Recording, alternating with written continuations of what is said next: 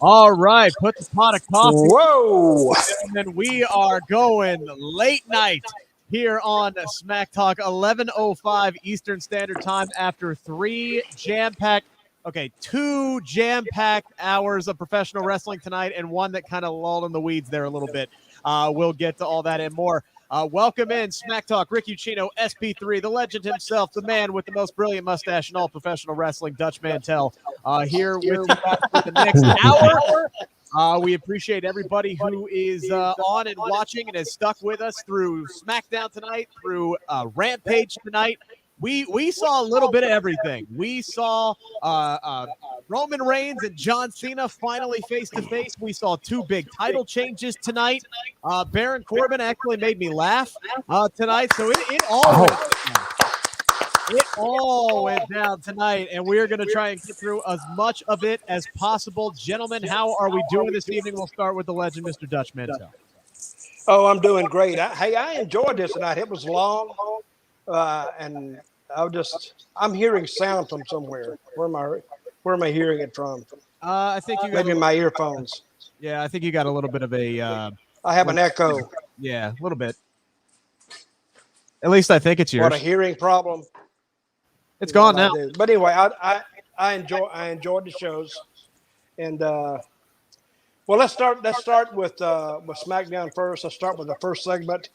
I think John Cena gave one of the greatest promos I've seen. Probably not the greatest I've seen, but close to it. And I think Reigns, by just standing there, got over more just by John Cena talking about it. It was a great promo. They had no physical action. And I think if they did have physical action, it would have ruined the segment. I think the people were right on top of it. And I like Cena was kind of shooting on it. And he said some things and then Reigns come out and said some things about one of the Bella twins. And so the people could kind of pick it up. The tension was picking up. So if Cena wins, that will make him a 17-time title holder. Yeah. What's the record? The record is 16. He's tied with Ric Flair. So he would break that. Yeah. Which leads me to believe that he may win this thing. Man, I certainly think there's a better opportunity of it now than beforehand, but I'm still not buying it. I still think Roman Reigns, although WWE does have a kind of a habit of telling you exactly what's going to happen in Roman Reigns' matches, and then it actually pans out that way. So maybe this is, I love what John Cena said tonight. Okay, first off, I loved a lot of what John Cena said tonight, but I loved how he said, look, Roman Reigns is going to beat my ass. Don't care. I don't have to prove anything to anybody. I just got to get you down for 3 seconds. Don't care how it happens, but it's going to happen. So, yeah, I think they did at least a really good job tonight of setting up and making you think that there is a chance that John Cena is going to win. And my God, man, I did not think we would see or hear more about Jon Moxley on WWE than we would on AEW, but they just left it all out there tonight. They did not care. They did not care, and it was great. It shows you what WWE can do well when they just let these guys be themselves and they just let them talk and they give them free reign. Nobody gets free reign like we got out of John Cena and Roman Reigns tonight, and it was fantastic, Sid. I thought that John Cena started off a little bit choppy, in my opinion. He needed to get his promo chops back under him. And really, I thought when he was by himself and then at the beginning of the Roman Reigns promo exchange, that it felt like I was seeing a mirror of 2011, 2012. And John Cena became what he hated. He became The Rock, relying on old shtick against the top star now in Roman Reigns being John Cena back then. I felt like Roman Reigns was about to tell Cena, stop reading the promo on your wrist type of thing. But after Roman finally said his piece and that Nikki Bella line was magnificent. It's kind of low hanging fruit at this point, though. No, it's not. But it was good. It was the payoff for the missionary, because the missionary line was still there. It was still being talked about. So he had to pay it off. He had to let us know why he set that joke up for the exchange here. And he was like, missionary was good for you for 20 years, but was it good enough for Nikki Bella? So I loved it. And it made him a hypocrite, because he was like, you're relying on, penis jokes and stuff. And then he makes that reference. So it was great. It was a great heel move by saying that line. And it set up Cena to bring up Dean Ambrose, to say that you made Dean Ambrose, you ran him out of WWE. Almost ruined Seth Rollins too. That one was a great line. That was great. I mean, it pales into comparison to name dropping Dean Ambrose, because, like you said, like that's something that only John Cena and Roman Reigns can get away with. And then Cena making reference to CM Punk, they gave a full advertisement for AEW in this opening promo. And Molly was right that there's a lot of people that might have missed the CM Punk reference, because they will never say his name on television in WWE. They will never do that. The fans sure will. But John saying, I'm going to take that title, I'm going to hop on the barricade, I might even blow you a little kiss, that was perfect. It was absolutely perfect, and it popped every wrestling fan who knows any kind of history whatsoever surrounding WWE, and somebody like a John Cena who is literally now threatening to take the title and leave. I thought that was a great way for him to close it out too, where he said that when he said, look, the champ's going to be gone. I'm going back to Hollywood one way or another, and I kind of want Cena to win now and then take a picture of the Universal Championship in his refrigerator like CM Punk did. Like, I kind of want that to happen now. He's going to take a picture in a Peacemaker fridge. That's what he's going to do. But he sold me on it. Can you hear me, guys, or am I muted? Yeah. No, you're coming in good now. Yeah, we're good. Okay, yeah. okay. I think all of this is what we wanted, right? Like, this is when we talked about last week. What would we rather see? Would we rather see John Cena versus Roman Reigns, or Roman Reigns versus Finn Balor? Finn Balor getting taken out of this match. I said match-wise, I would rather see Balor versus Reigns. But the build-up, this is exactly what we wanted, and this is what paid off. And Sid, yes, I agree with you. It started off a little slow, but man, it went from, and part of my language on this one, it went from, all right, this isn't that great, to holy shit balls, this is amazing, in about 10 seconds. It just went 0 to effing 60, and we were off. And that's exactly what I wanted to see. And by the end of it, I think Cena came out on top as far as the promos are concerned, but Reigns still played his part to perfection, because this is a different Roman Reigns, where the fact that he just didn't care. He didn't care what he wasn't rattled one little bit.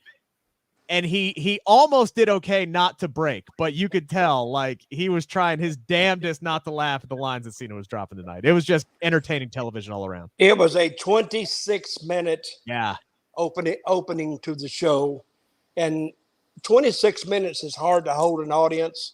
Yeah. But it was, to me, watching it, after I've been in this business for so many years, watching it actually captivated me, and they did it perfectly. And you said he got off to a rough start. I didn't see that. I thought it was interesting, and I was waiting for Reigns to come out there, because Reigns they didn't go face to face last week, right? No. The only time they'd really been in the ring together until tonight was at that contract signing, when Cena stole it away from Finn Balor, and it was like, there, I signed it, dropped the contract, and I'm out. So this is really the first time they've had any elongated interaction with one another in this build-up so far. Great. Let me just say Dutch, because this is a new era term. So I'm gonna educate you a little bit. You educate me every week. John Cena. You have it on today. John Cena was saying a lot of cap at the beginning. Cap means he was bullshitting us. He was lying.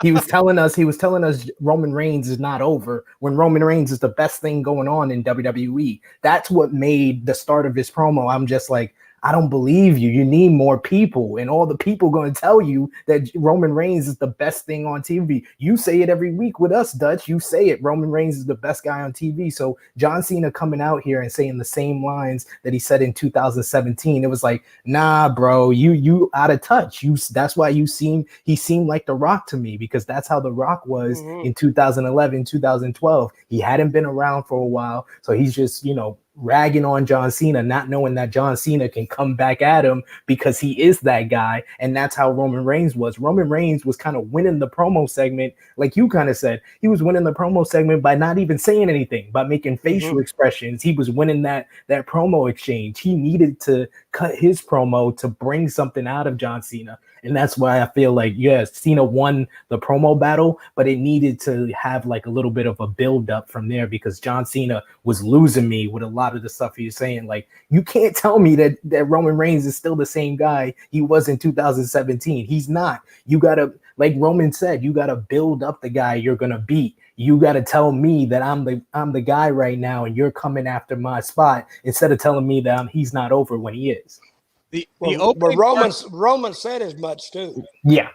The opening 9 minutes, because they did 9 minutes, including Cena and Reigns' entrance. The opening 9 minutes before they went to the commercial break, that to me seemed like scripted. Like, okay, John, here's your bullet points. Here's what we want you to go out and say. And then they come back from commercial break, and it's like, all right, you guys do whatever you're going to do.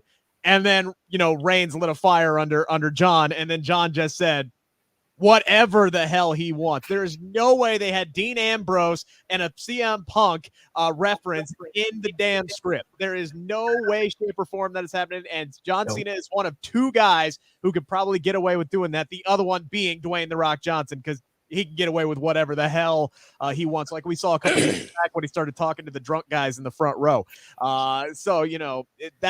That to me is what made it great, is they just let these guys loose and just let them go out there and be themselves and build this up by themselves. So you don't think any of that second part of the next segment was scripted? No, not a chance. I don't think so. I do. I really do. Because now Vince, he knows he has some competition with AEW, and we saw that. We'll talk about that show in a little bit, but I think Vince let that through. I think if anybody convinced him, Cena convinced him, and it worked. It absolutely did work, and that's the thing I loved about this show tonight is SmackDown came out firing. They didn't play this like it was some ordinary night, because you knew what was coming on Rampage was going to be huge. They set up 3 title matches, including an Impact World Championship title change that we saw tonight. We'll get there in just a little bit. We'll breeze through the rest of SmackDown before we get to any kind of Rampage talk. But you knew AEW was going to come out firing tonight. They did the exact same thing. This was brilliant to start off the show with Reigns and Cena. It's exactly what we wanted to see. I don't know how you follow that up next week. I'm excited to see what happens, but I'm more excited now to see this match coming up at SummerSlam. We do appreciate all 111 people who are here right now.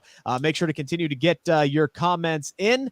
I see plenty of AEW stuff coming up. Don't worry. I'll try to go back and get to a few of those when we get to AEW. So they kept this train moving. Immediately after Roman Reigns and John Cena, we get our first matchup of the night, and it is for the Intercontinental Championship. And I don't know about you guys, but I have seen the writing on the wall for this one for several weeks now, because Apollo Crews just happened to disappear as live crowds came back. They kept running promos for him. It's like, oh, he'll be in action next week, or he'll be back in 2 weeks, and he's wrestling Big E again. And then all of a sudden, Nakamura pins him once. He gets a no DQ, still not doing any promos in front of the crowd. And then tonight we come back, and he's standing in the ring, didn't even get a TV entrance. I'm sure that was a lot to do with cutting the time, because not even Nakamura got a full TV entrance. But this was all centered around Nakamura. They came back, and I'm like, oh, God, Apollo Crews is about to get squashed. Thankfully, they let these boys work, because that was a really, really good matchup. The crowd was obviously behind Shinsuke Nakamura. They decided to go with the hot hand. I think this was the right call to make. Apollo has been ice cold. A lot of that has to do with WWE's booking of Apollo. Sid, your reaction to Shinsuke winning the IC title tonight? It was definitely the right move. Like I think we talked about when they first made the change to this Apollo Crews character. This was mildly offensive with the broken accent and everything. So it wasn't going to get over too much if he did promos in front of the live fans, and even his reactions in the times that he's been in front of live fans, it hasn't been anything great. It hasn't been anything to write home about. While Shinsuke Nakamura has kind of gotten momentum back behind him, and it's the power of the crown. We see what losing the crown has done to Baron Corbin, and we see what winning the crown has done for King Nakamura. He's the new Intercontinental champion. So because having that crown did wonders for Baron Corbin, didn't it? Hey, it did so much for him. He was main eventing with Roman Reigns when he had the crown. That's all I got to say. Yeah, so that's the power of the crown. The infamous dog food match. It's not. Well, wait a minute, Rick. It's not how you start; it's how you finish. Exactly. And look what Baron is doing now. You even said, we'll get there. We'll get there. Okay. We will get there. Don't worry. I will give Baron Corbin in this angle some credit. And by the way, I think I figured out the end game. By the way, I figured out the end game. What is it? That's called a tease. In the business, we call it a tease. We will get to that. But Dutch, your reaction to Shinsuke Nakamura winning the Intercontinental Championship tonight? It was probably the right move. I like him throwing the way they structured the match. Threw out Boone first, then he threw out a Z. So now you brought it down just to two of them, and they wrapped it up. What I like about SmackDown is very seldom do you get a screw finish. You have straight up finishes that even when the heels go over, you get a straight up finish. So you really can't argue about it. You can't debate it. But that was the right move to make. And I think it hurt both of them by continually wrestling and working against each other week after week after week. Yeah. I think this is, and I've complained about this before, this is like the 6th or 7th week they've been together in either a single or a tag. And without anything changing. Now something has changed, and now we got Nakamura. He can go somewhere else, and so can Apollo. So they needed this. I think Apollo, unfortunately, is going to go back to catering. I don't see him getting a lot of TV time now that the IC title's off. You are the most negative person I've ever seen. I do have hopes, though. God, I do hope that Nakamura. But okay, Go ahead. I have hopes, Sid. I have hopes that Nakamura's Intercontinental title run is going to feel a little bit more important than his first one did. He won that title at a random, at a glorified house show. Basically, it was at that Nashville thing that they did. It was like that 1 hour special where he wins the Intercontinental Championship, and then he barely defended it. Nobody really remembers that he had that title in the first place. But I'm hoping he gets a good run with this, and I'm hoping they book this Intercontinental Championship better than when they did with Apollo, because Apollo won it at WrestleMania. Who's been his in all of that time since WrestleMania? Who's been his big foe for the Intercontinental Championship? Big E. Big E. That's it. That's it. I mean, they're doing the same thing with Sheamus over on Raw. He's defended the United States title all of one time since he won it at WrestleMania. Granted, he got his nose busted, so at least there's a tiny bit of an excuse there. But I'm hoping they defend these mid-card titles or book these mid-card titles a little bit better. Okay, let me ask you, Rick. Yes, you're on the creative team. Where do you take Nakamura next? I look at a guy like Otis. I look at a guy like Otis, who has been booked incredibly, incredibly well. Yeah, I think that's the end game. I think that's the end game. I think whenever this run comes to an end, Otis is the guy that needs to take the title off of him, because that will help make Otis and really present him as that dominant force and book him insanely well, because they still got this thing going on between the Alpha Academy and the Street Profits that we saw a little bit of tonight. I think that's the end game. Coming up next, your guess is as good as mine. Give me Sami Zayn. They got the history. Give me baby versus baby, honestly. Give me Cesaro and Nakamura. I don't care, to be completely honest with you. Those are two guys that have history with one another. Get Cesaro back on TV. They got it. They got a number of dudes. Bring somebody up. I don't care. I mean, you got guys. But more can go with. But Cesaro and Nakamura, it doesn't have an edge to it at all. Yeah. You know what I mean? You can do baby versus baby, but it has to have this story to it. But the thing you do there, if you beat one of them, you do the other a disservice. Yeah. See, because there's one thing beating a heel, but if two baby faces are in, no matter who wins, you kind of split your audience because Cesaro has his fans, Nakamura, and I think most of the fans who are fans of both of them, they don't want to see it really. That's my opinion. Seth Rollins might not be a bad call. That'd be a good call. Depending on where Rollins goes after his matchup with Edge, I thought the Rollins segment tonight was done incredibly, incredibly well. I loved the video package that they put together because, you know, there are a lot of parallels. And Sid, I'll ask you, where was the lie in everything that was shown tonight? I love Edge. I am a huge Edge head. I've been following his career since I started watching wrestling. They have a lot of similar accomplishments. But yeah, Rollins has been better every time. Every single time. Is Rollins Edge light, or is Edge just simply old Rollins? No, Rollins is upgraded Edge. He's Edge evolved. And this is the juxtaposition to the John Cena promo. Rollins was no cap. There was no cap in what he was saying. He was saying the truth. He's done everything just a bit better. Edge came in with the Brood, then went to the Ministry of Darkness, but Rollins came in the Shield, one of the most dominant factions in WWE history.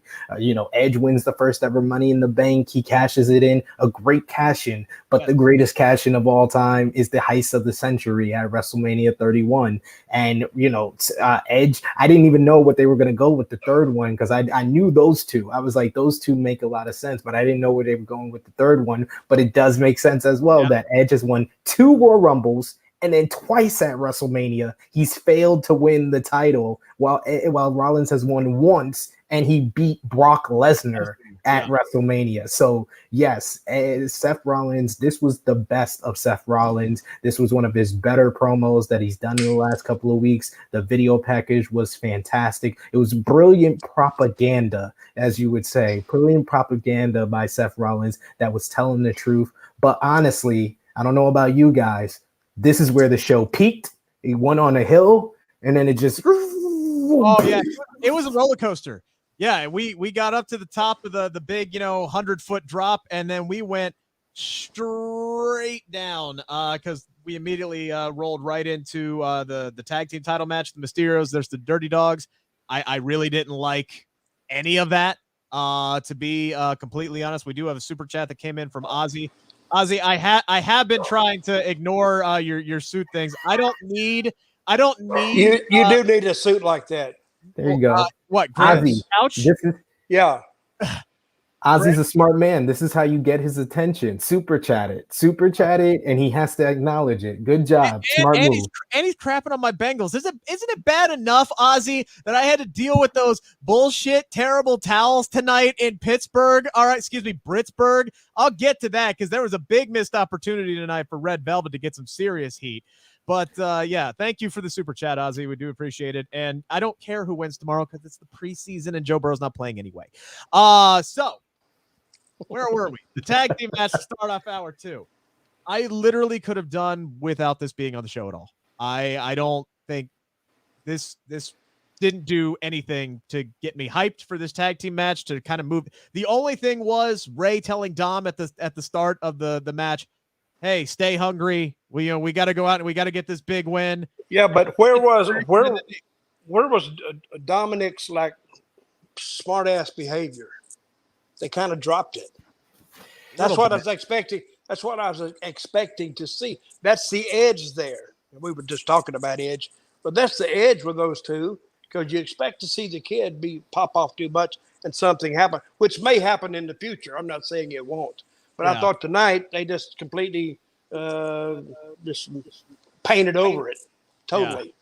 Like I said, I think they are building it, though. They're building up this whole potential Dominic heel turn on Rey Mysterio, which I like. I like if that is the direction, because you can go a lot of places with that, like Dom taking Rey's mask and burning the legacy, or taking the mask and putting it on himself. I think there's some potential there to actually show a character out of Dominic, because that's been the thing that's been lacking in his first year in WWE. He has no character. He has no personality. So at least this will be something that brings it out. Yeah, his character is he's Rey Mysterio's son. That's his character. That's been and if he had a heel, say, hey, you're gonna live in the shadows of your father unless you see the light now. And then they just turn him and let him get with somebody. I wouldn't put him by himself. I would put him with I'd put him with an established heel, and so he can go that way, because he's still too green to carry it on his own. Maybe he can become Baron Corbin's ward or something like that. No, I came up with a great one. You have Zelina Vega. It's a woman that makes him turn on his father. It's always that's what brings out that teenage or childlike angst when you're enamored with a woman and she gets you to turn on your father. That's a great story, and Zelina Vega has proven that she can be a great mouthpiece for a good wrestler, and Dominic shows good wrestler potential. So I think that Zelina Vega would be great in that role. See, this is how creative works. You have come up with an idea, and a lot of times I've seen ideas, great ideas, but it's not hashed out to the start and the middle and the finish. And sometimes you start it like this, and then it implodes by the second or third week. Yeah. But if they draw this out and take their time with it, they got something. Ben's got a pretty good idea, joining Legado del Fantasma if they ever come up to the main roster. And there's a lot of things that are going on in NXT right now. They're 30 years old and they're not over 6 feet. You're kidding me. You're kidding me. Cut it out. But if there was some kind of like Zelina angle there, at least she's only 6 years older than Dom, so we can avoid all the that's even better. Exactly. I know. The older woman. Right. Mm-hmm.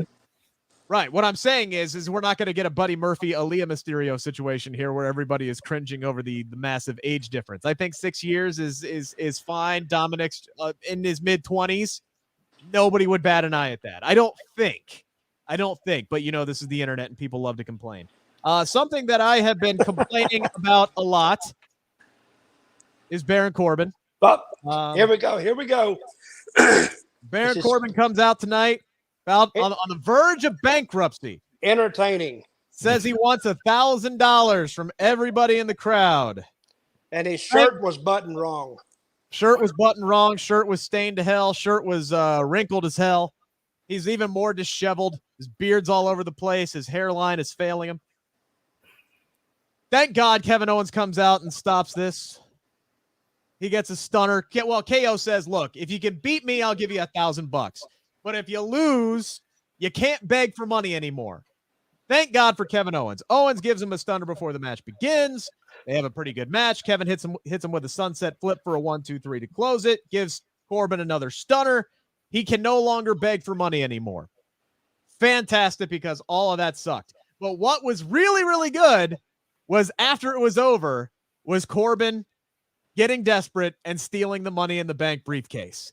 That is what made me smile. That is what made me laugh. Him running away with it held up high, and all it needed was that little like Mary Poppins style leg kick. You know what I'm saying? Like the little bell kick. That's all it needed to make that one little moment perfect tonight. Okay, what made that perfect is because now he's entertaining a little bit, and they're beating him, and now he's trying to do something. So he stole the Money in the Bank and he ran out.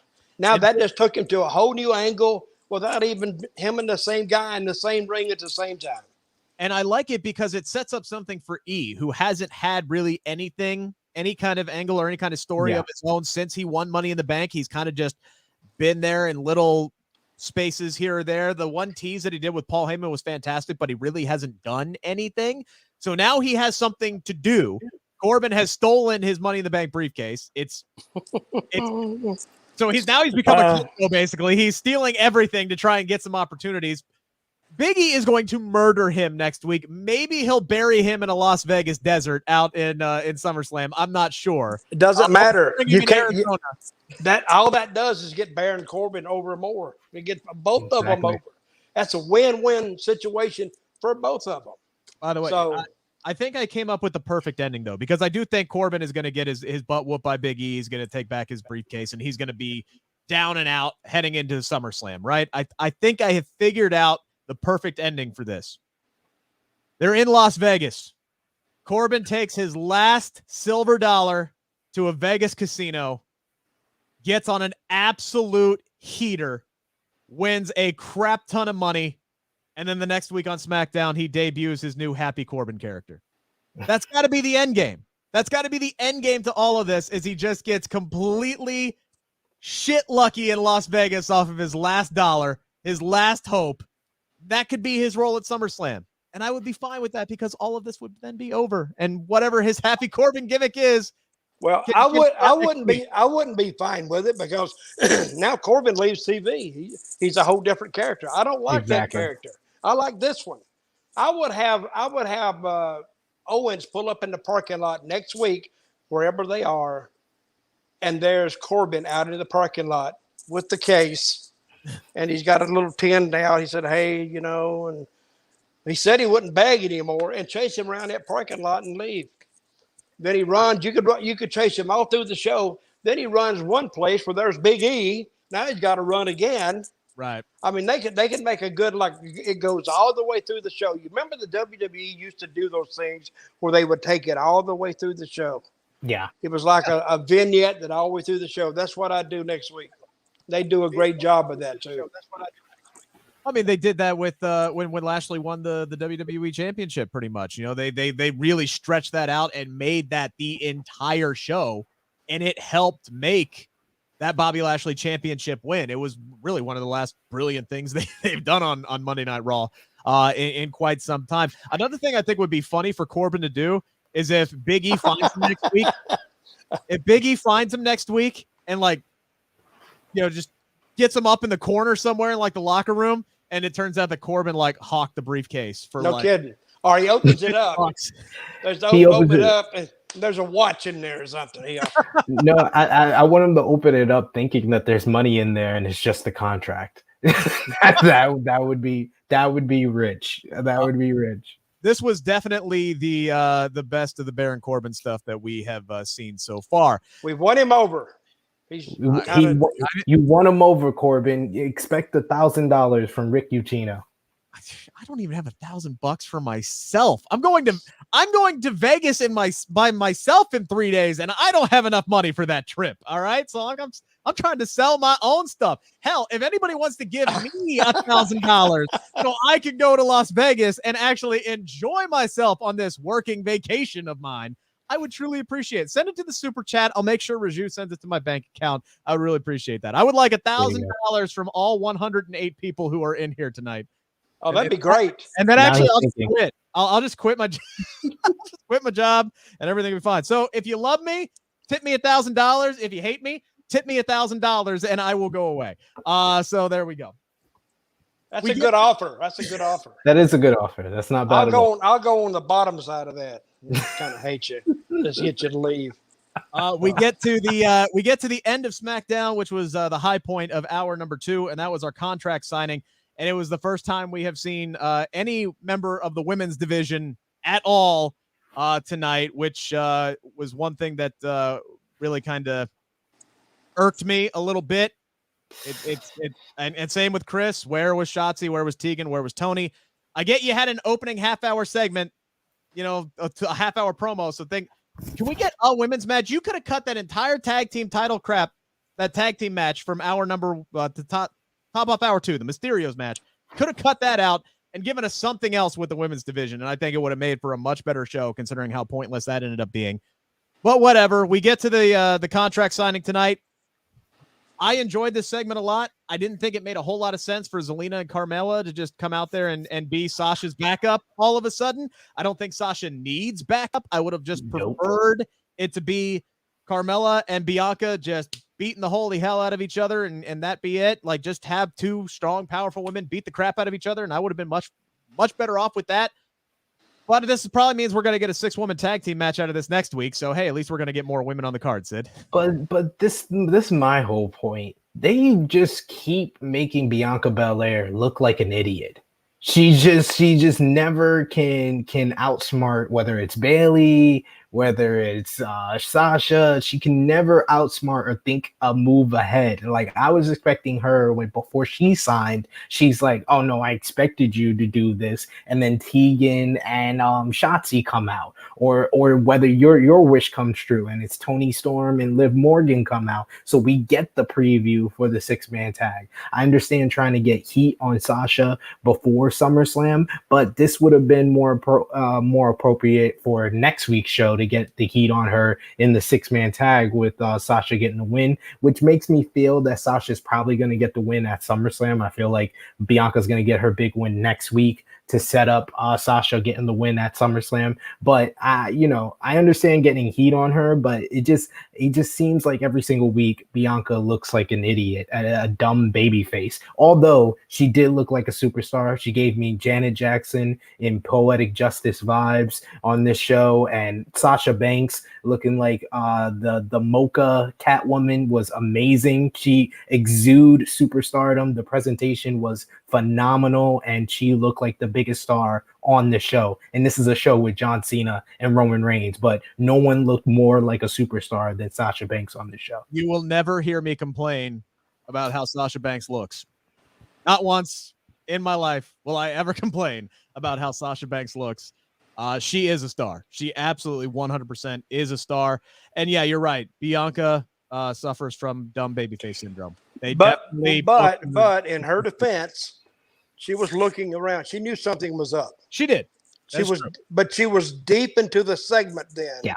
So what is she going to do? She can't leave. But I like the way she kept looking around, watching what she was watching. She knew she was being set up. Yeah. She probably tried to make the best out of a bad situation and got caught in it. She looked valiant. She definitely looked valiant fighting against I don't think it makes her look stupid. Probably doesn't make her look real smart, but it didn't make her look stupid because you can be in situations where you kind of expect, but then you're so deep into it, you can't do anything about it. Yeah. I would just like a follow-up next week, some kind of a backstage promo explaining why Carmella and Zelina decided to go out there and help Sasha. I know they both had their issues with Bianca, and they wanted to, get back at her for Bianca beating the crap out of both of them. Is that enough to team with Sasha? I don't know. It just after Sasha beat you 2 weeks ago. I mean, yeah. It's just what happened. What happened 2 weeks ago? Let's just send them out there. Sasha made Carmella tap out, and she beat Zelina and Carmella in a tag match when she was trying to fool Bianca. Look at what she did to that. She was beating the crap out of 3 of them at one point. Yeah, she was. She made a valiant stand. So, I like the move over the contract table. That was very nice. And I like the bank statement with the braid, because the braid is the reason why Sasha is saying that Bianca beat her at WrestleMania. So I like that too. That was a really, really good line where she said, "You gave me a scar so bad I missed 4 months." Like, that's why she took 4 months off, is because she took the braid across her midsection. I did have one very important question, Sid. Where the hell was Sasha's stamp? She didn't pull out the stamp to do the contract. The boss stamp, yep. The boss stamp, man. I was so pissed. I don't know why I was that pissed off that she had a pen in her hand, but I was. I missed the boss stamp tonight for sure. But I didn't think this was a bad way to close out the show. Hour 2 could have been a lot better, or maybe it was just the fact that hour 1 was damn near perfect tonight. Yeah, it was. Okay, 2 weeks ago or 3 weeks ago, they had a great show. And then they went to Miami. They had another great show. Last week, it just sat there and looked at you. But this week, they came back, and a much improved show over last week. I liked it a lot. Question from Steven here. If Becky returns to SmackDown, which match would be better for her, Bianca or Sasha? Sasha, I don't think she's the heel. Yeah, Sasha, because if you put her against Bianca again, that's that 50-50 booking. I don't care who you beat. You're going to hurt one of them. And if you beat Becky when she just comes back, why would you that's one rule in booking is you can't kill your big star coming back right off the bat. So they'd both be good matches, but that Bianca and Becky match will have to be worked on before you can have that match. I would love to see Becky return in an angle that doesn't involve a championship right away. Like, just let her get back to the chase, because the money is in the chase. Let her earn her way back into it. I think that would be what she would want to do, even though she relinquished the title and she never lost it. I would like to see her, maybe beat Sasha if she goes to SmackDown and run through a few people before you get to that Bianca matchup. Or maybe she has to win the Royal Rumble to get her title shot. But I wouldn't put her right back into because she's going to be huge when she comes back. No matter what she does, no matter who she's with, it's going to be huge. Doesn't need to be a championship right away, and that's coming from the biggest Becky Lynch homer in the world. I'm gonna steal off Sid right now. The way you handle, I think, Becky coming back is with Sonya Deville. Sonya Deville takes a disliking to her, and she thinks she can hop back in and go right to the top, and Sonya sets her straight. No, it's not the things have changed around here, Becky. When you take a year off, things change. Year plus, I like that. Yeah. And if that gets Sonya back in the ring, and it would, and then they can go match between them. Then let her take off. I like that because I feel like that's the only way to not have her go directly into the title scene. Because if she comes to SmackDown, she has to eat a feud with Bianca or Sasha because none of the other women are built up that well to seem like a threat to Becky Lynch or seem like a worthy pay-per-view match. Not Zelina Vega, who's 0-4, not Carmella, who's lost every matchup in the last couple of months, not Toni Storm is a babyface, Shotzi Blackheart's a babyface, Tegan Nox is a babyface, so you'll be hurting them by putting them against Becky Lynch. So it's really either Sasha or Bianca. So with no Bayley, there's no way to not have Becky in the title scene without even Sonya Deville coming back into play. I think Sonya tonight almost looked like she was laying down the law to somebody. I mean, she was taking the side. Who did she announce first? Believe Sasha, Sasha, and it was such a big build-up. I think she went over the top with it, but you can read into it what you want. And then when she introduced Bianca, it wasn't quite as pronounced. So I think she's a great heel if she's used right. Yeah, I think that would be a way to do it. Here's an idea. What if Bianca goes over? I don't like it. Oh, you hadn't told me yet. Oh, okay. I like it. What if Bianca goes over Sasha at SummerSlam and then Sonya ends up being the next person to step up to Bianca? That could be something that I could really get into. Start that authority angle, that authority versus the top babyface angle, but do it with somebody who is actually a competitor and somebody who throughout her entire career feels like she never got her due, never got her opportunity to shine. She was always somebody who put Mandy Rose first. I would anyway to get Sonya back into the ring. But didn't Sonya lose a loser lead match a year ago? Yeah, that has to be brought up at some time. Exactly. She took it and she changed the rules. She disqualified that clause and it didn't exist.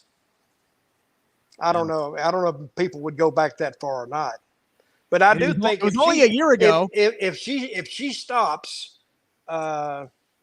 Becky from getting what she wants, I think she'd be a big heel. True. I agree. She was on fire, absolutely on fire before she had to leave for BS reasons. All right, so SmackDown in the books. Breaking new ground here on Smack Talk. The inaugural episode of AEW Rampage, and my God, did they start off on fire, particularly that crowd in, Pittsburgh, was on fire. For those who don't know, I'm a Cincinnati guy, so all those terrible towels in the freaking audience just pissed me off. Britt Baker is the only good thing to come out of Pittsburgh, and you can quote me on that. We'll get to the main event tonight, but opening up with Christian. Bruno Sammartino. See, he's already forgot him. the greatest champion of all time, one of them, and you've already forgot him. I can't believe you, Rick. Shameful. All right, the greatest thing to come out of Pittsburgh in the last 30 years. Anyway, so we got Christian Cage versus Kenny Omega. Sid, this was an interesting one because you had these guys who are going to be facing each other at All Out for the AEW World Title, and then Christian talks to TK and says, "Hey, but first I'm getting a shot at that Impact/TNA World Heavyweight Championship on Friday." And immediately I'm going, okay, so he's either going to lose this, and he's not going to be the guy that's going to face Kenny at All Out, because how do you go ahead with that match? Or he's coming in here and he's winning this bitch. And he came in here and he won this damn thing tonight, and it was fantastic. It's a great cap for Christian after everything he did to come back over 7 years. He gets his one more match in WWE in the Royal Rumble. Great moment there. Wish it could have been in front of a crowd. Then he comes over to AEW. Slow build up. He earns this title shot, and he freaking pins Kenny Omega tonight based off of the longest referee distraction I have ever seen in my life. That would be my one minor critique of this. That's not a minor critique. That's a major critique. Yes, it was long, and they did it twice tonight too. Yeah, but overall, I love this opening segment, and I believe this was the right booking tonight. You know, what happened to the manager throwing the chair in the ring instead of the Bucks? Bucks had to come down, throw the chair. Well, you needed someone to distract the ref. That's what Don Callis was there for, and that's why they had the Bucks come down and get the chair. And the Bucks were so cocky that Omega had it that they just left afterwards. But I thought that this was perfect. This was the perfect opener. This was excellent professional wrestling, and it left a lot on the bone. It left a lot of meat on the bone to where they can go back to this match at All Out, because AEW knew that they didn't have a hot world title match. They've been doing all this build up with Hangman Page. Hangman Page has to, go home and take care of, he's having his first child. Congratulations to him and his wife.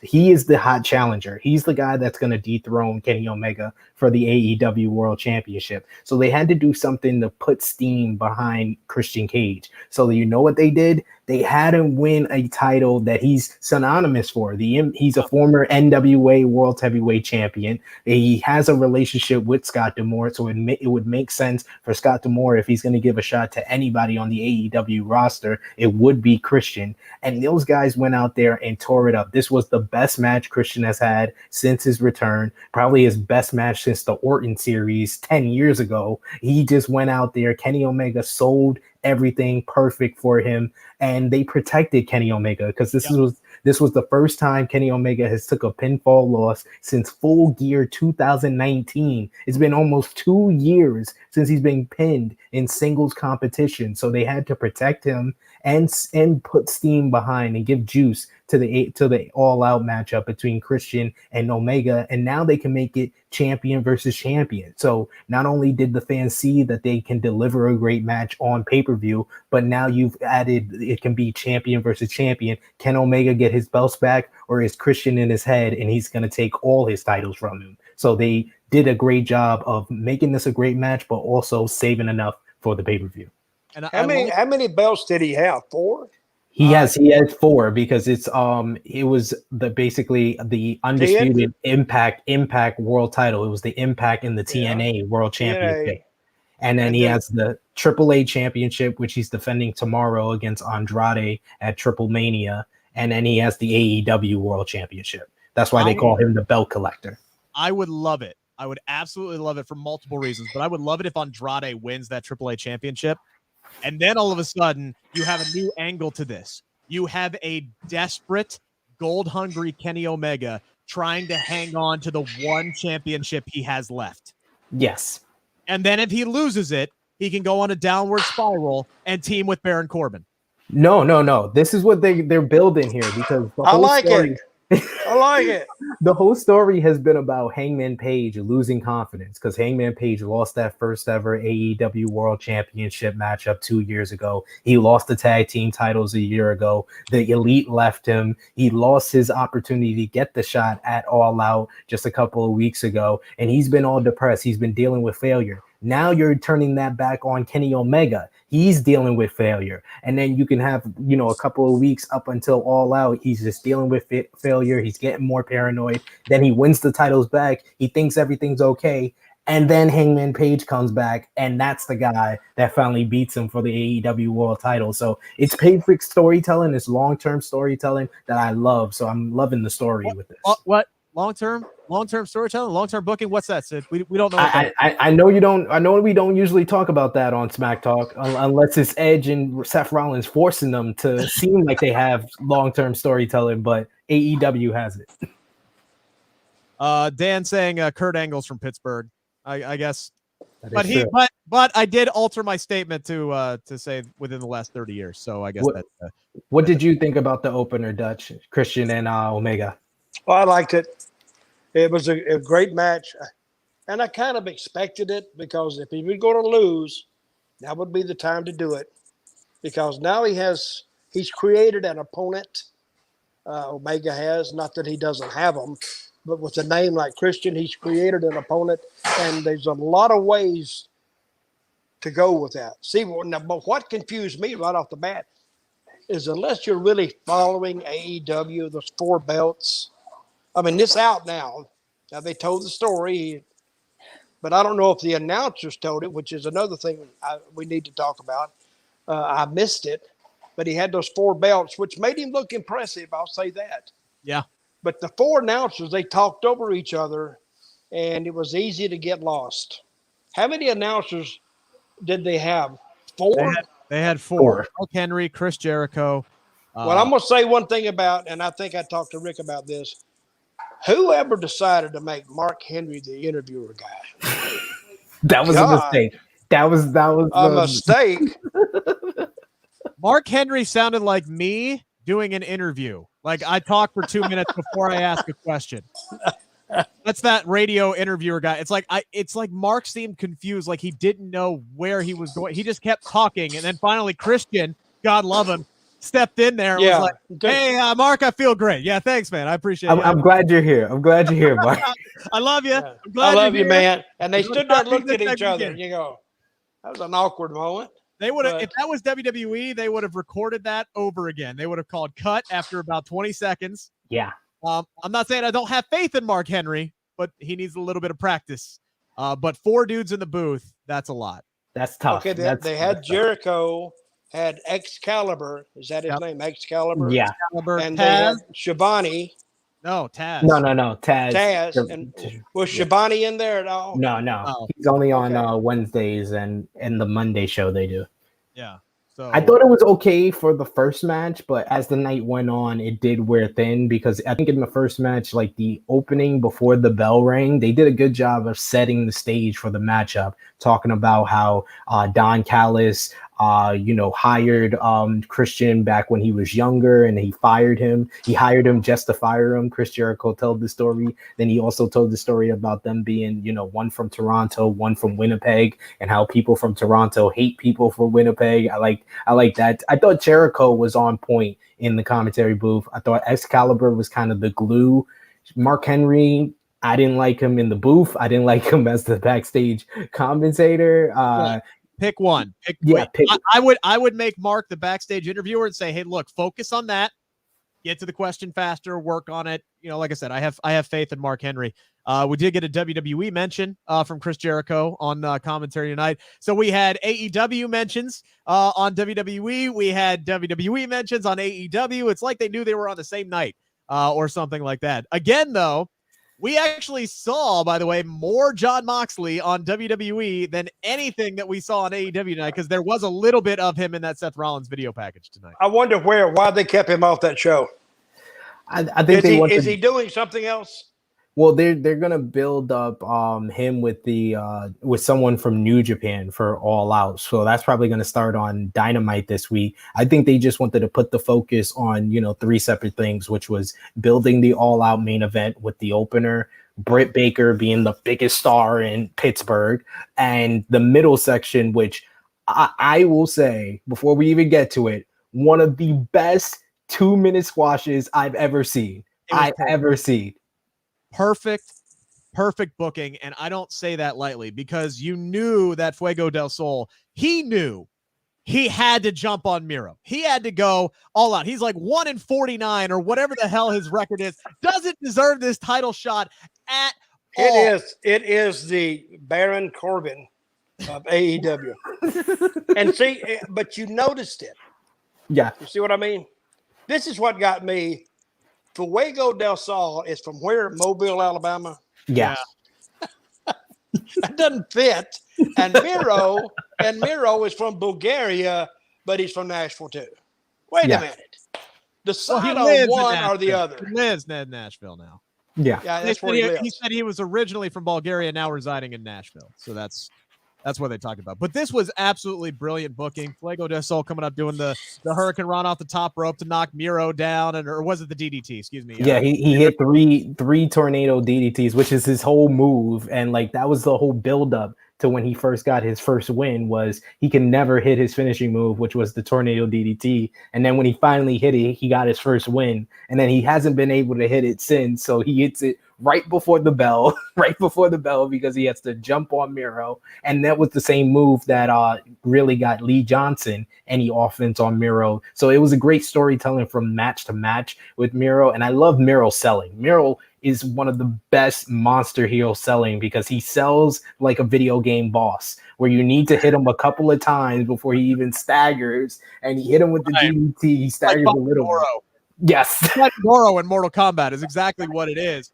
And he had him down. He had him ready to go. He had him in the finishing pose for a half second there. I thought he was going to get counted out. I really did. Like Miro did a great job of waiting to jump into the ring tonight. And then he catches him. And then I'm like, oh, he's about to murder this man. And then he did. Big Samoan drop or the Bulgarian drop, whatever you want to call it. That kick that he gave him.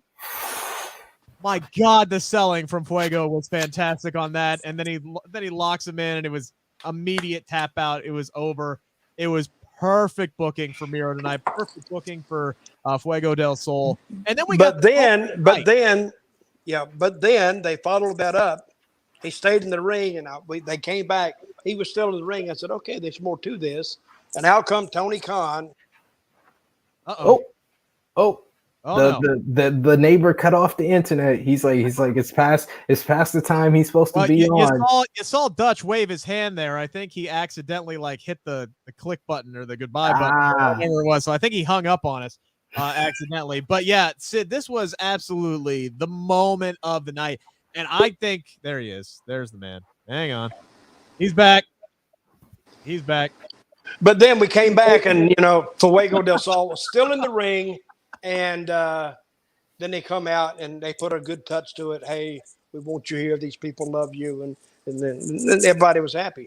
And Tony Khan did the anti-Triple H. Because Triple H would have came down, try to get the spotlight. Here, I'm giving the contract to the guy because I'm Triple H. I'm giving it to Cedric Alexander. I'm giving it to Mia Yim. No, he gave it to a baby face, so the baby face could get the cheer, could get the pop. He's the best friend of Fuego del Sol. So I like that. I like that little touch as well. And it was a real special moment because it felt like a shoot. It felt like Fuego didn't really know what was going on, and it felt like a great moment.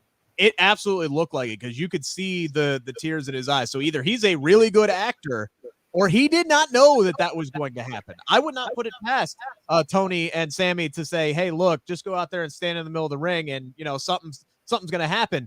Kind of like when Becky announced her pregnancy with Asuka. That was Asuka's genuine reaction. She had no idea that that's what was going to happen. So I wouldn't be surprised if that was genuine because it looked like it. It absolutely 100% looked like it. That was good. Steven saying that Miro's going to hold that TNT title belt for a long time, and he should. Chris saying, I just don't know who's going to beat Miro right now. And you know what that is? That's called perfect booking for your champion. And they're doing it for a guy. Could you imagine if WWE booked the United States and Intercontinental Championship the way that AEW books the TNT title? You know what helped the AEW show tonight too? 1 hour. Yes, it flew by. I mean, it flew that's by. what I'm saying. It flew by. But if you got 2 hours, now you're saying, I don't know, because some parts are going to drag. Then you're thinking, I don't know if I want to watch the rest of the show. but it was 1 hour, and I think it helped their show. It really did. I mean, it was literally like there was no time for BS. There was no downtime. It was boom, boom, boom, boom. We're going to go to commercial break, but we're giving you picture in picture. Boom, boom. There's the action. Cut to a couple of back. The only thing that drugged tonight was Mark Henry asking a question. That was it. Like that was the only thing that carried on and on and on and on and on until Christian finally stepped in. Hey, we're good to hear you. Thanks, Mark. I'd love to have you.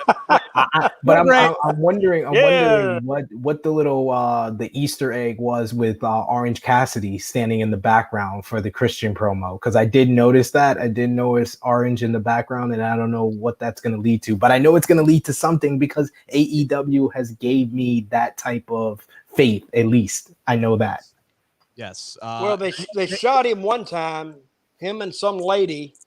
Who was that girl? Was she a wrestler too? Who's that girl he was with? Chris Statlander. That was the one that came up at the end. Yeah. And the match was going on, and she looked like she was a little interested. Of course, he doesn't look like he's interested in anything. No, I thought was actually a pretty good shot. He's actually a good worker. He's great. He really, when he wants to. Yeah. I don't know about the hands in the pocket, but it's only there for a while, and then he goes on and has a match, right? Yeah. Anybody who can do a kip up with their hands in their pants, they just got total respect from me. That is not an easy thing to do. Sid can do it. Oh, absolutely. Absolutely. I practice. No, he sent me a little Twitter deal today. He said, "What's this?" And he hopped right out. He said, "You're my witness." I said, "Okay, I'll bring it up tonight." Dutch, if I told you I could do a kip up, would you believe me? No. Man. I might not believe it if you said you could do a rollover, just like in the ring. Which is not to take away from your beautiful match that you just had last week. Yes, thank you. I can do a kip up, but not an unassisted one. Can you really? I have to have somebody help me, but yes, I can do a kip up. Yeah. Then you can't do a kip up. If somebody helps you can't do a kip up if somebody helps you. It's a dance, man. You help each other out. Okay. Moves. All right. If I can kip up, I could never do one if somebody was helping me. I just lay there and look at them. They'd say, "Get the hell up." The next match I have, the next one-on-one match I have, I will try to work that in for you so I can actually prove that I can do. Okay. And when is that match? Well, it got postponed, but I'm in a battle royal in September. There you go. There you go. All right. Go ahead. All right, so let's go to the main event of Rampage tonight. Dr. Britt Baker, DMD, defending her AEW Women's Championship against Red Velvet tonight. A question. Yes. Who was the girl, the female, who went down to the ring with Britt Baker? Who was that? That's Rebel. That's her assistant. Yeah. Okay. Her dental assistant / manager / partner / whatever. Rebel's just Rebel. It is what it is. So the crowd, the hometown crowd, Pittsburgh, was obviously white hot for Britt Baker tonight. And this was such, I hate to compare the two. I really do. I wish WWE would do more stuff like this, to actually portray the hometown hero and get these hot reactions for the hometown crowd and build a show around the hometown person. Instead, in WWE, they won't do it. They won't do it. And they go the opposite in front of their home crowd. Yes. No kidding. Yes, every time. And that's been a complaint of not only I've complained about it before. Why would they beat somebody? If they want to build local, support, why would they beat the hometown boy every time or the hometown girl every time? But it's almost like this is one of their cardinal rules that they follow, and I never have understood that. I don't get it. They had E lose in Tampa at WrestleMania. I mean, I don't. They had Keith Lee return in Dallas and lose. It's like this is what. Especially considering what we know with Keith Lee now, that could have been. You could have. My goodness, I don't. Remember when more of a fair comparison is another woman. Remember when Bayley was hot when she had won the Raw Women's Championship. Then they have a pay-per-view in San Jose and she loses to Alexa Bliss. Did she get squashed by Alexa Bliss? Yeah, she got squashed by Alexa Bliss. Because her character was too nice to use a kendo stick. That's what it was. She was too nice to use a kendo stick, so she got her ass whooped in front of her home crowd and basically got punked out in her home state. It's annoying. Anyway, I could go on for hours about that.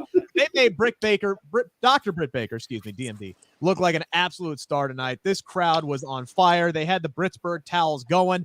I wish Red Velvet would have pulled a TJ Hushmanzada and polished her shoes with one of them or lit one of those towels on fire. That would have made the Cincinnati fan in me happy. But this was an incredible atmosphere for this match. And I thought the match delivered as well.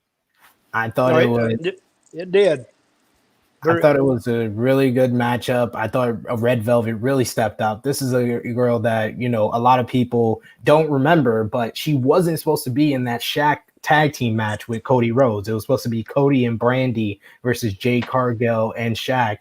And she stepped up. She had a good performance there. They put her in matches for the NWA Women's World Championship. And then she's in the main event against the hometown hero. She's a plucky underdog babyface, and she does good in that role. And she played the heel very well. And she played a very subtle heel because she started off not wanting to go after the hand because she is a babyface. And then after a while, she was like, no, I need to go after the hand if I'm going to win. And she started attacking it. So I love the storytelling. That was excellent. But you never see that. Yeah. You never see that. Like, oh, his hand is hurt. Oh, I'll just stay away from it. I don't get that at all. So make sense. Let me ask you something, guys. Yeah. Good shows tonight on both companies. What do you say SmackDown's rating will be tonight? Up or down? Cena's on, so I think it's going to be up. I think it's going to be like 2.2. Yeah. 2.2 mil. 2.2. And what do you? And there's no way to tell about the AEW, but they've advertised that, but it's a Friday night. They pushed it hard. They going to hit over 1 million? No. I doubt it. I doubt it because of the time, but I think the Christian Omega match might hit maybe 600, 700,000. I think that would be like a big one. It will probably drop off from there. So they'll probably do I would say the best number they can do is maybe between 550, 600,000. The Dynamites that they had to put I would say higher than that. The Dynamites they put on Friday nights when they had to because of NBA playoffs or whatever, they did not do well. Yeah. I think weren't they in like the 400,000 or 500,000 something like that? They kind of averaged out to like 500,000.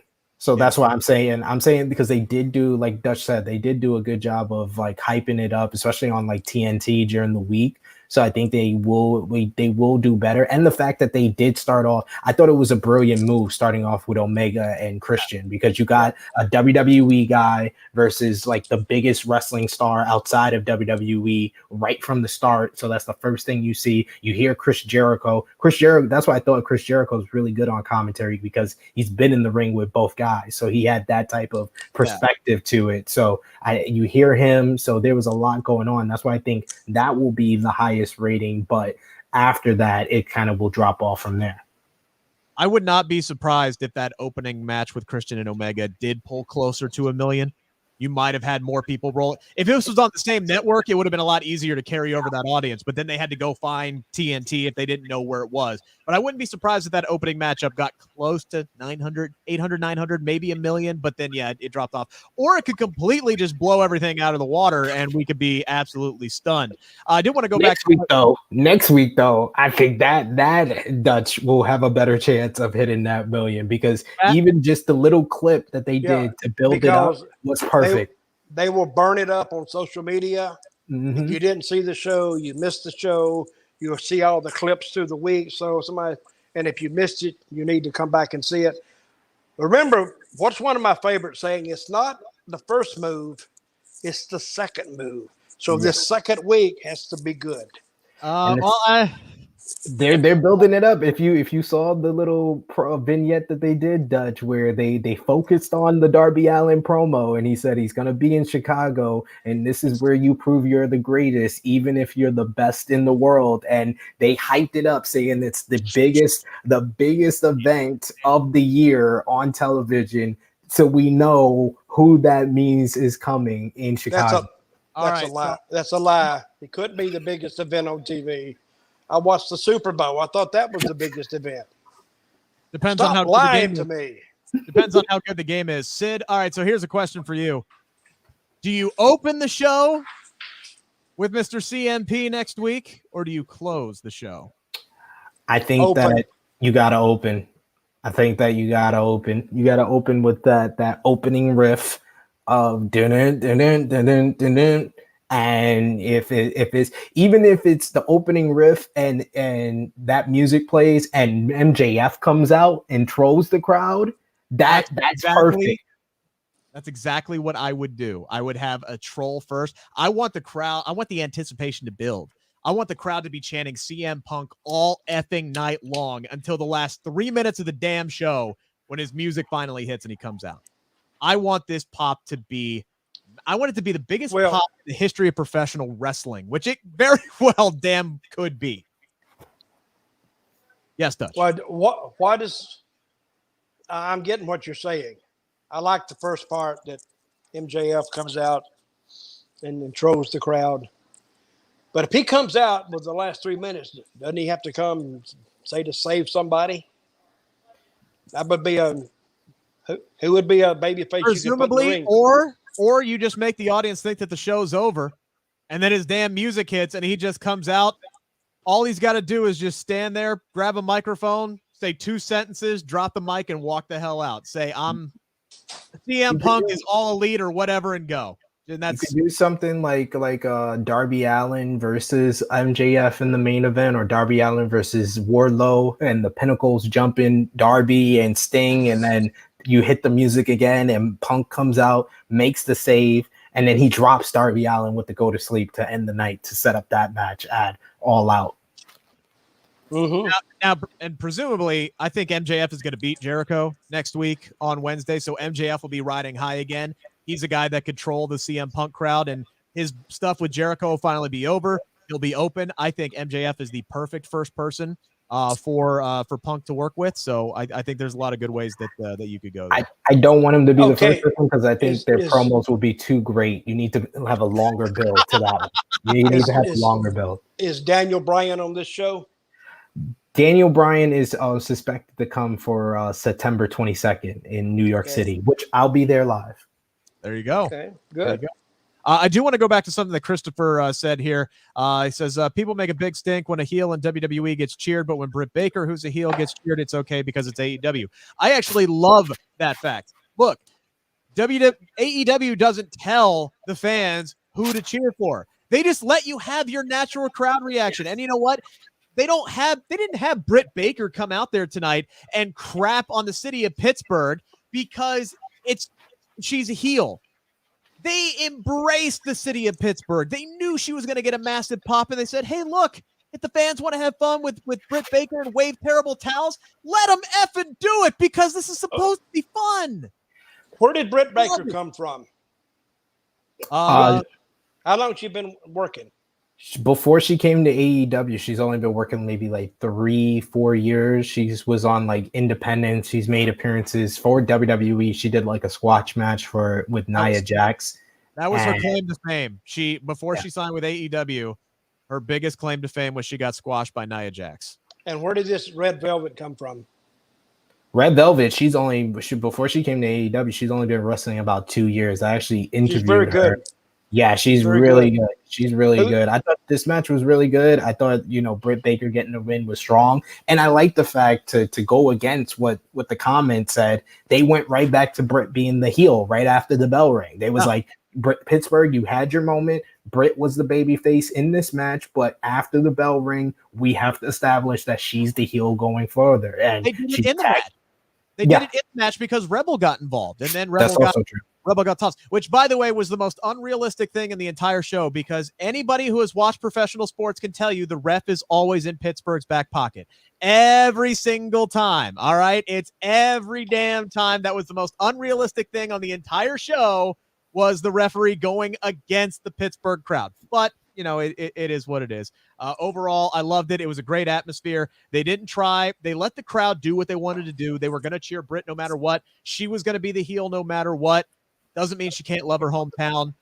It's one of the things that makes AEW as successful as they are, is they don't try to dictate how the audience reacts. They just let the audience react and adjust accordingly. It's simple. Well, it It's worked. It worked tonight. And you know what? I cannot wait. September 8th. I hope and pray that Jon Moxley gets the same amount of time and the same amount of treatment and the same hero's damn welcome in Cincinnati. Oh, we want to hear you singing Wild Thing when he comes out in Cincinnati. I'll be there. I'm hoping front row. I don't know where my seats are yet, but I'm going to be there, damn it. And I want that Jon Moxley homecoming. I think you need backstage passes there. There you go. I'll hit up my boy Danny.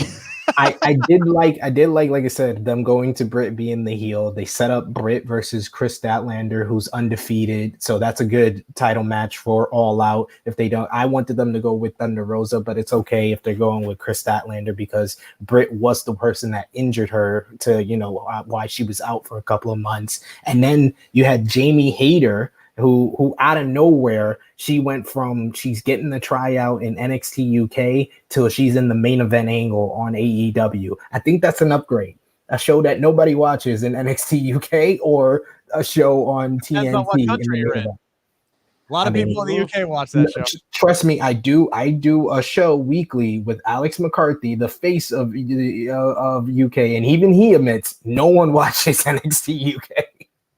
James asks, what are we going to say? And what happens if CM Punk isn't on the show in Chicago next week? I was just thinking, what if they announce all the way through the show, we're awaiting the arrival of CM Punk, and he's not there, and he's not there, and he's not there, and then they kind of stop talking about it, and then right at the very end, here he comes. I think that will bring the roof in. But the people in the crowd, I don't know. They wouldn't know that, would they? They'd have to be listening to the show. Yeah, but if he's not there and he waits, they'll still pop. That'd be a big one. I would wait till the final last little bit. We appreciate everybody who stayed with us throughout the night here. It is 12:21 a.m. It is officially Saturday morning here on the East Coast. Sid, you got your show tomorrow, so you got to get to bed here soon. Yes, I do. Check out the True Hill Heat YouTube channel. We go live at 12 p.m. Eastern time, so I have a little bit of time to get some sleep. 12 p.m. Eastern time. It's going to be me and Top Guy JJ of True Hill Heat versus the Distraction podcast of your good friend, Rick, Jeremy Lambert, the V-triggering son of a gun, and Joe Holbert. We're going to be versing them in a live fantasy wrestling draft. So go over, subscribe to the True Hill Heat YouTube channel, and check us out there. I'm going to subscribe right now. That's what I'm going to do. I'm going to be right in there. That's what anybody wants to get a hold of me, dirtydutchmantell@gmail.com. I'm working on a bunch of other stuff. I'll let you know about it. By the way, I meant to say this earlier, but a couple of things to pimp here for Sportskeeda Wrestling. I did have the opportunity earlier this week to sit down with the almighty WWE champion, Bobby Lashley, in one of the most hair-pulling interviews I've ever been in. My internet connection dropped 3 times, but he is a trooper. He stuck with me, gave me as much time as he could, and the great editing team here at Sportskeeda put that together, and it actually turned out really, really well. Very good. He's a very open and honest guy, and I love that conversation. I did ask him about what his advice would be to the people who have been released this year. As somebody who was released in 2008, now came back, and he is the WWE champion, so he gave a hell of an answer. That is available now on the Sportskeeda Wrestling YouTube channel, and also this coming Sunday at 7 o'clock Eastern Standard Time. It is myself versus Kev Kellum. SummerSlam trivia. It is on the Sportskeeda Wrestling YouTube, Twitter, and Facebook channel. I am going to get my ass kicked. I am standing here now saying I am John Cena, knowing that Kev Kellum is going to beat the holy hell out of me on Sunday. But damn it, I'm going to find a way to get a 1, 2, 3 and win this damn thing. I'm going to find a way. I got to start studying like right now. Trivia is not my game because I have a terrible, terrible memory. Sid can attest to this. But I'm going to give it a shot. It's going to be hilarious. Join us this Sunday at 7 o'clock Eastern Standard Time. We do believe in you. I'm glad somebody does. We appreciate everybody joining us this week. Again, next week, we will be back. Sid is going to be in the Captain Kirk swivel chair. By the way, I love the upgrade in the background this week. That is so much better. The flowery bits, that is so much better than the closet that you usually are stuck in. Hey, it's not a closet. It's my attic. I'm not at my house today, so that's why I'm in somewhere different. I'm in somewhere different. So the flowery bits, we're not going to get the flowery bits next week? Not my flowery bits. We'll see. Sid is going to be in the Captain Kirk swivel chair next week. I will be in Las Vegas. So I will be joining remotely, probably via my cell phone, because I'll probably be at a casino or something. But I will make sure to watch both shows. We will be back again next week at 11:05. And yeah, hopefully talking about CM Punk's triumphant return to professional wrestling. We appreciate you guys. Have a wonderful, wonderful weekend. Dutch, thank you. Sid, thank you. Yeah, I'll do that as well. And I also have to click the end broadcast.